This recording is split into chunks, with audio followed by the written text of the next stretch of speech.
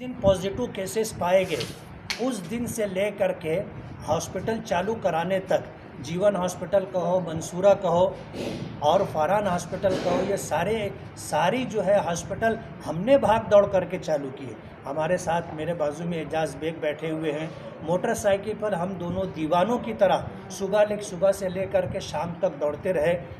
आप कहो कारपोरेशन कहो, रेवेन्यू डिपार्टमेंट में तहसीलदार कहो, प्रांत कहो, और जिनको कोऑर्डिनेटर करके पंकज आशिया साहब को भेजा गया, मुसलसल हम लोग मीटिंग करते रहे। हमने डॉक्टर सईद फरानी साहब को भी वो फ़ोन करके बुलाया कि ये मेडिकल फील्ड है, हमें नहीं पता है क्या बात करनी चाहिए, क्या डिमांड करनी चाहिए। इस सिलसिले में डॉक्टर सईद फरानी साहब को हमने बुलाया, अपने साथ लेकर के गए और उन्होंने पूरी दियानतदारी के साथ मेहनत की कोशिश की। मैं कहो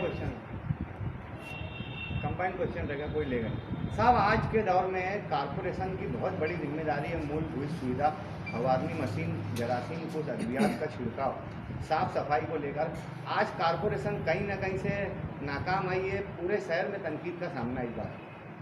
मैं इस बात से मुत्तफिक हूँ और हमारी भी यही शिकायत है। दुख के साथ हम ये कहेंगे कि अगर कारपोरेशन ने अपनी जिम्मेदारियाँ पूरी की होती और जिस जगह पॉजिटिव मरीज़ पाया जाता है फ़ौरन उनके घर पर और आजू बाजू में कुछ दूर तक अगर फुहारनी की जाती तो आसपास में और मरीज़ नहीं मिलते।